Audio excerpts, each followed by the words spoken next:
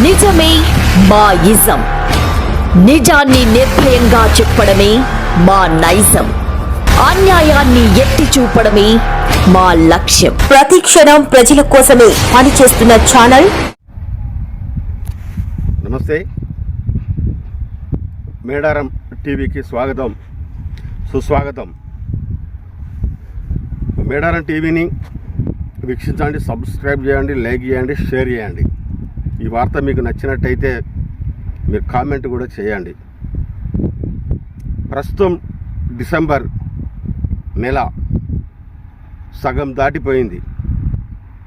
December దాటగానే sarpanch elections వస్తున్నాయని గ్రామ స్థాయిలో ఆశావాహులు ఎదురు చూస్తున్నారు. గ్రామ స్థాయిలో గతంలో ఉన్న సర్పంచులు ఓ పార్టీలో ఉండి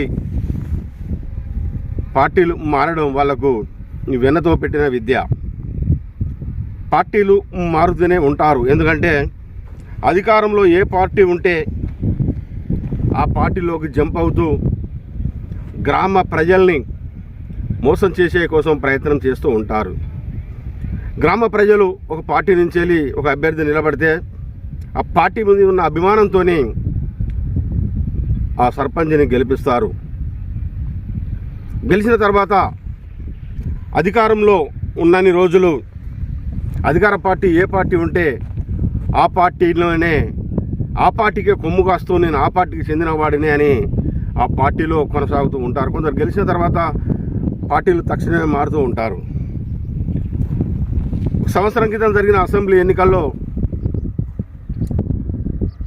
మాజీ సర్పంచులు, ఎంపీటీసీలు, జడ్పీటీసీలు, కౌన్సిలర్లు, చైర్మన్స్, ఇతరత్ర అధికారంలో ఉన్న రాజకీయ నాయకులు కాంగ్రెస్ ప్రభుత్వం అధికారంలోకి రాగానే ఆ పార్టీలో చేరిపోవడం జరిగింది. నిన్న మొన్నటిదాకా చూస్తే ఓ పార్టీలో ఉన్న ఆ పార్టీల సింబల్పై ఫ్లెక్సీలు కట్టుకొని శుభాకాంక్షలు, స్వాగతాంజలు పెట్టుకున్న నాయకులు ఈరోజు అధికార పార్టీలోకి చేరి ఆ పార్టీ జెండాను మార్చేసి ఆ పార్టీలో ఇప్పుడు కూడా కొనసాగుతూ ఉన్నారు. ఎవరైతే అధికారికంగా శాసనసభ్యులు కావచ్చు, ఎంపీలు కావచ్చు, అధికారంలో ఉన్న వారి చుట్టూ వాళ్ళు ఇప్పుడు ప్రదక్షిణలు చేస్తున్నారు. ఆ గెలిచిన చోటామోటా రాజకీయ నాయకులు ఉదయాన్నే ఆ ఎమ్మెల్యేల చుట్టూ ప్రదక్షిణలు చేస్తూ ఉంటారు. ఈ కుళ్ళు రాజకీయం ఎలా దాపురించింది అంటే ఉదయాన్నే ఒక గుడికి పోయి పూజలు చేసుకునే సాంస్కృతిక సాంప్రదాయం, ఆ భక్తి పారవశ్యాలు ఇప్పుడు కనుమరుగయ్యాయి. ఎక్కడ చూసినా కానీ స్థానిక రాజకీయ నాయకుల ఇంటి ముందు వాలిపోతున్నారు ఉదయాన.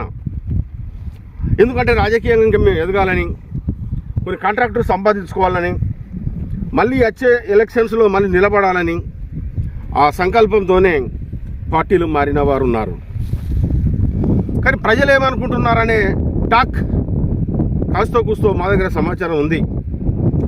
ప్రస్తుతం వచ్చే స్థానిక సంస్థల ఎన్నికలు, ఇంకా ఇతరాతర ఎన్నికలు కావచ్చు, మా దగ్గర ఉన్న ప్రజా ఇన్ఫర్మేషన్ ప్రకారం పార్టీ మారినోళ్ళు మళ్ళీ గెలవరు, గెలిపించము అనే టాక్ వినబడుతుంది. ఎందుకంటే గ్రామ ప్రజల్ని మోసం చేసి తన స్వలాభం కోసం, రాజకీయ లబ్ధి కోసం, ఆర్థికంగా ఎదిగే కోసం, ఆ స్థానిక నాయకుడు మెప్పులు పొందే కోసం నెక్స్ట్ వచ్చే ఎన్నికల్లో కూడా మళ్ళీ ఇదే అధికార పార్టీలో ఉన్న పార్టీ తరపున మేము పోటీ చేయాలనే ఆలోచనలో ఉన్న స్వార్థపూరిత రాజకీయ నాయకులు ఎందరో ఉన్నారు. ఇక్కడ మాకు అందిన సమాచారం ప్రకారం గతంలో పార్టీలో ఉన్నవారు, పార్టీ మారకుండా ఉన్నవారు ఎవరైతే ఉన్నారో ఖచ్చితంగా వారినే మేము గెలిపిస్తామనే ఆలోచనలో గ్రామంలో చర్చలు జరుగుతున్నాయి. గ్రామంలో ఇతను తన అవకాశం కోసం, తన స్వలాభం కోసం పార్టీ మారాడు, ఈ వ్యక్తి మళ్ళీ నిలబడ్డా కానీ అతను ఓట్లు వేయకూడదు, పార్టీ మారకుండా ఉన్న వారికి మనం ఖచ్చితంగా ఓట్లు వేయాలనే ఒక దృఢ నిశ్చయానికి గ్రామ ప్రజలు వచ్చిర్రని వారి నుండి అందిన సమాచారాన్ని మీకు తెలియజేసే కోసమే మా ప్రయత్నం చేస్తున్నాము. అధికారంలో ఉన్న పక్షంలో ఉన్న ఒకే పార్టీని పట్టుకొని ఉన్నవారే ఈ వచ్చే స్థానిక సంస్థల ఎన్నికల్లో విజేతలుగా నిలబడతారనేదే మా దగ్గర ఉన్న ఆ సమాచారం, అంటే ప్రజలు అనుకుంటున్న సమాచారం ఇది. కాబట్టి పార్టీ మారిన వాళ్ళు ఎప్పుడైనా కానీ వాళ్ళు వారి రాజకీయ భవితవ్యం శూన్యమనే చెప్పుకోవచ్చు. ప్రజలు ఆదరించరు, వారిని అభిమానించరు అని కూడా నేను చెప్తున్నాను. గతంలో గ్రామ స్థాయిలో కొందరు నాయకులు సర్పంచ్గా గెలిచి ఆ గ్రామాన్ని పట్టించుకోకుండా పోయిన వారు కూడా ఉన్నారు. మరికొందరైతే ఎక్కడున్నో ఉండి డబ్బున్నది కదా అని వచ్చి గ్రామంలో సర్పంచ్గా గెలిచి గ్రామంలో స్థానికంగా ఉండకపోవడం కూడా వాళ్ళకు మైనస్.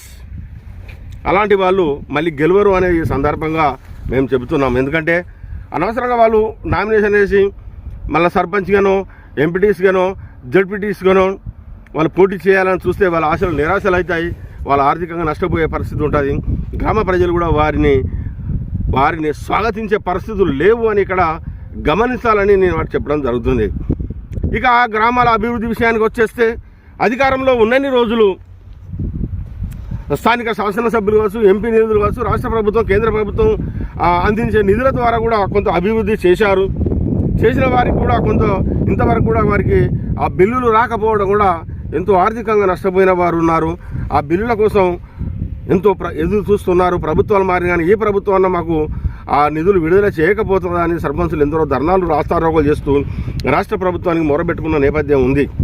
ఇక మున్సిపాలిటీల విషయానికి వచ్చేస్తే చాలా మున్సిపాలిటీలో నిన్న మొన్నటి దాకా వేరే పార్టీలో ఉండే అధికార పక్షంలో ఉన్న పార్టీ సంఖలో చేరి పాత ఫ్లెక్సీలు తీసేసి కొత్త ఫ్లెక్సీలు కట్టుకొని మేమేదో విజయం సాధించాము, మేము ఘనత చేసినాం అనే ఉద్దేశం ఏమడి ఘనకార్యాన్ని మేము చేసినాం అన్నట్టు ఫ్లెక్సీలు కట్టుకొని మేము అధికార పార్టీలో ఉన్న ఈ ఎమ్మెల్యే మెప్పులు పొందే కోసం మేము ఆ పార్టీలో ఇప్పుడు అధికారం ఉన్న పార్టీలో చేరామనేది కూడా మున్సిపల్ కౌన్సిలర్ కొందరు ఆశపడుతున్నారు. కానీ వాళ్ళ ఆశలు కూడా నిరాశలు చేసే అవకాశాలు ఆయా మున్సిపాలిటీ పరిధిలో ఉంటాయని ఈ సందర్భంగా రాజకీయ నాయకులకు మా ప్రజలు అనుకుంటున్న మాటలు మీకు సూచనప్రాయంగా తెలియజేస్తున్నాము. మున్సిపాలిటీలో అధికారం కోసం మున్సిపాలిటీ కౌన్సిలర్గా గెలిస్తే, జిహెచ్ఎంసీలో కూడా మేము కౌన్సిలర్గా గెలిస్తే మాకు రానున్న రోజుల్లో మేము కాంట్రాక్టులు వగర చేసుకోవచ్చు, మేము రాజకీయ పబ్బం కొట్టుకోవచ్చు, మళ్ళీ ఒక 5 ఏళ్ళు ఉండవచ్చు అంటాను. కానీ ఆర్థికంగా బలపడిన వాళ్ళు, ఏది ఏమైనా ఆర్థికంగా బలపడిన వాళ్ళు మళ్ళీ రాజకీయ రంగ ప్రవేశం చేయడానికి సిద్ధంగా ఉంటారు. ఇప్పటి నుంచే జరుగుతున్నాయి, మంతనాలు జరుగుతున్నాయి. నేను వచ్చేసరికి మళ్ళీ నేను కార్పొరేటర్గా పోటీ చేస్తాను, నేను కౌన్సిలర్గా పోటీ చేస్తాను, నేను ఎమ్మెల్యే పోటీ చేస్తాను, నేను జడ్పీటీస్గా పోటీ చేస్తాను, నేను ఎంపీటీస్గా పోటీ చేస్తాను, నేను సర్పంచ్గా పోటీ చేస్తానని ఇప్పుడే గ్రామ స్థాయిలో చిగురించినట్టు ఇప్పుడు ఆ గ్రామంలో ఉంటూ ఆ ప్రజలతో మమేకమవుతున్నారు. ఇప్పుడు గ్రామ స్థాయి నుంచి కావచ్చు, ఎంపీటీసీ నియోజకవర్గం కావచ్చు, జడ్పీటీసీ మండలాలు కావచ్చు, ఇతరత్ర. అంటే దీన్ని బట్టి చూశానంటే ఏది ఏమైనా కానీ ప్రస్తుతము ఉన్న రాజకీయ పరిస్థితులు ఇవన్నీ కమర్షియల్గా వాళ్ళ ఆర్థిక స్వలాభం కోసం పాటుపడుతూ ఉన్నారు. కాబట్టి ఎవరైతే గతం నుండి పార్టీలో ఎవరైతే ఉన్నారో అదే పార్టీని పట్టుకుని ఉన్నవారు ఎవరైతే ఉన్నారో ప్రజలు అలాంటి వారిని స్వాగతించి గెలిపిస్తారనేదే మీకు తెలియజేయాలన్నదే మా మేడారం టీవీ ఛానల్ ప్రయత్నం. రాజకీయ నాయకులారా ఒక్కసారి గమనించండి. మేడారం టీవీ సమ్మక్క సారక్క తల్లుల దయవల్లో సాగుతున్న మేడారం టీవీ ఏది చెప్పినా అక్షర సత్యమే. ఇది కరెక్ట్ అవుతుందా కాదా మీరు ఒక్కసారి ఈ వీడియో చూసిన తర్వాత మళ్ళీ ఎలక్షన్స్ అయిపోయినాక చూడండి. ఎవరైతే పార్టీ మారకుండా ఉన్న వాళ్ళే ఖచ్చితంగా ప్రజాప్రతినిధులుగా ప్రజలు గెలిపించుకునే కోసమే ప్రయత్నాలు చేస్తూ ఉన్నారు. ఇక దీనితో పాటు తెలంగాణ రాష్ట్రంలో అధికారంలోకి వచ్చిన పార్టీ చుట్టూ జొర్రీగలు తిరిగినట్టే తిరుగుతున్నారు. నిన్న మొన్నటిదాకా వేరే పార్టీలో ఉండి అధికారంలో ఉన్న పార్టీలో జొర్రీగలు తిరిగినట్టు తిరిగి ఆ నాయకులతోని ఫోటోలు దిగి సోషల్ మీడియాలో ప్రచారం చేసుకుంటూ ప్రజలను మభ్యపెట్టే కోసమే ప్రయత్నం చేస్తున్నారు వాళ్ళు. అదంతా వాళ్ళకు భ్రమ. వాళ్ళు ఎక్కడ ఉండన్న అక్కడనే ఉంటారు. కానీ స్థానికంగా ఉండే శాసనసభ్యులు కావచ్చు, ఎంపీలు కావచ్చు, ఇతరతర నాయకులు కావచ్చు, ఎవరైతే పార్టీని పట్టుకొని ఉన్నారు, గతంలో ఇప్పుడు అధికారంలో ఉన్న పార్టీ వెంబడి ఎవరున్నారు, మధ్యంతర పార్టీలోకి వచ్చిన వాళ్ళు ఎవరున్నారని ఒక్కసారి గమనించి అలాంటి వాళ్ళకే మీరు సపోర్ట్ చేసి ప్రజాప్రతినిధులుగా నిలబెట్టే కోసం ప్రయత్నం చేస్తేనే ఆయా శాసనసభ్యులు కూడా ఖచ్చితంగా నిర్ణయం తీసుకోవడం వల్ల గతం నుండి పార్టీలో ఉన్న వారికే సముచిత న్యాయం జరిగే అవకాశాలు ఉంటాయి. నిన్న మొన్నటిదాకా వచ్చి ముందు సీట్లలో కూర్చొని ప్రజల ముందు మైకు పట్టుకొని మాట్లాడుతూ నిన్న మొన్నటిదాకా ఉన్న ఆ ప్రభుత్వాన్ని ఆహా ఏం ప్రభుత్వం అని పొగిడిన వారే ఇప్పుడు ఆ ప్రభుత్వాన్ని విమర్శిస్తున్నారు. అంటే వీళ్ళని ఊసర వెళ్ళి రాజకీయ నాయకులు కార్యకర్తలు అని పబ్లిక్ గమనిస్తున్నారు. అలా గమనించడం వలన ఈరోజు బీఆర్ఎస్ పార్టీని బొందబెట్టారు, కాంగ్రెస్ పార్టీని అధికారంలోకి తీసుకొని వచ్చారు. మరి కాంగ్రెస్ పార్టీ అధికారంలోకి వచ్చిన తర్వాత ఆయా నియోజకవర్గ జిల్లా నాయకులు ఇలా స్క్రూటీ చేసి ఎవరైతే గతంలో పార్టీని పట్టుకొని ఉన్న వారికి టికెట్లు ఇచ్చి వారిని గెలిపించుకునే కోసం ప్రయత్నం చేస్తేనే కాంగ్రెస్ పార్టీ ఉంటుంది. లేకపోతే నిన్న మొన్న వచ్చిన వాళ్ళకి ఇవ్వడం వల్ల లుకలుకలు మొదలై కాంగ్రెస్ పార్టీలో ఒక రకమైన వ్యతిరేక భావాలు ఏర్పడే అవకాశాలు ఉంటాయి. ఇప్పటికే కొన్ని నియోజకవర్గంలో గ్రూప్ రాజకీయాలు నడుస్తున్నాయి. ఆ గ్రూప్ రాజకీయాలు నడవడం వల్ల పార్టీ మనుగడ కూడా దెబ్బతినే అవకాశాలు ఉంటాయి. కావున దీన్ని దృష్టిలో పెట్టుకొని రాజకీయ నాయకులు ఎవరికి టికెట్లు ఇవ్వాలని ఖచ్చితంగా ఆలోచించి మీరు టికెట్లు ఇవ్వకపోతే మాత్రం ఇప్పుడు వాళ్ళు ఓడిపోవడం ఖాయం. రానున్న రోజుల్లో కూడా వీడు ఆర్థికంగా ఉన్నవాడు, వాడు గెలుస్తాడు, వాడు 100 లక్షలు ఉన్నాయి, కోట్లు ఉన్నాయి, వాడు ఓట్లను కొంటాడు, ఓట్లను కొని ప్రజలను మభ్యపెట్టే వ్యక్తి అని ఆలోచించుకొని మీరు చేసేస్తే మరొక 4 ఏళ్ళు అయిన తర్వాత కూడా మీ పని కూడా బీఆర్ఎస్ ప్రభుత్వం ఎలాగైతే పడగొట్టే కోసం రాష్ట్ర ప్రజలు కంకణం కట్టుకొని ఘోరంగా బీఆర్ఎస్ పార్టీని ఓడించారో అదే గతి ఈ పార్టీ కూడా పడుతుందని ఈ సందర్భంగా ప్రజలు అనుకుంటున్న మాట చెబుతున్నాము ఈ పూటని మీ నోట.